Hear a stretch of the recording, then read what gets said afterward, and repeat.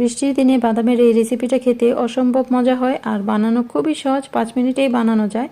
তো এগুলো হচ্ছে কাঁচা বাদাম, আমি ছিলে দানাগুলো বের করে নিয়েছি। এবার দিয়ে দিলাম গরম তেলে। গরম তেলে কিছুক্ষণ ভাজবো, মানে কালারটা যখন চেঞ্জ হবে তখনই বুঝতে হবে এটা ভাজা হয়ে গেছে।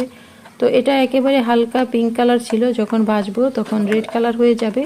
আর বাদামটা একটু মচমচে করে ভাজা হলেই খেতে বেশি ভালো লাগে। তো কালারটা চেঞ্জ হলে আমি তেল থেকে তুলে নেব। হাই হিটে ভাজবেন না, সেক্ষেত্রে শরীরে ছিটে আসবে, শরীর পুড়ে যাওয়ার সম্ভাবনা থাকে। মিডিয়াম লোতে করে ভাজবেন, এটা আস্তে আস্তে ভাজা হবে, ছিটে তেল থেকে বেরো হবে না। তো ভাজা হয়ে গেছে, এবার আমি তেল থেকে তুলে নেব।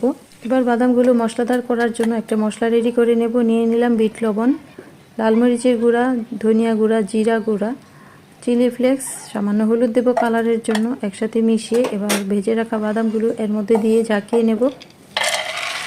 যদি একটু টক ফ্লেভার চান সেক্ষেত্রে সাইট্রিক অ্যাসিডটা দিতে হবে, তো সেটা আমি দিলাম না, যেহেতু ঘরেই খাবো এত ভেজাল কিছু না দিয়ে নর্মাল মশলা দিয়ে একটু মাখিয়ে নেব। এটা ঝাল ঝাল হবে, ঝাল ঝাল হলে খেতে আরও বেশি ভালো লাগবে। তো একেবারে মশলাদার ঝাল বাদাম ভাজা হয়ে গেল। বাজার থেকে চড়া দামে না কিনে বাসায় এভাবে মশলাদার এই বাদামটা রেডি করে নিতে পারেন। এটা খুবই পুষ্টিকর একটা খাবার। বাচ্চাদের জন্য বাদাম খুবই উপকার, স্মৃতিশক্তি বাড়ায়। বাদাম ওজন নিয়ন্ত্রণ করে, ডায়াবেটিসের জন্যও ভালো, আবার হৃদরোগের জন্য বেশ উপকার। তো ছোট বড় সবাই এই পুষ্টিকর বাদামটা খেতে পারেন। আর দেখুন কতটা মুচমুচে, সেই মজার একটা বাদাম ভাজা হয়েছে। ভালো থাকুন, আল্লাহ হাফেজ, thanks for watching, happy cooking.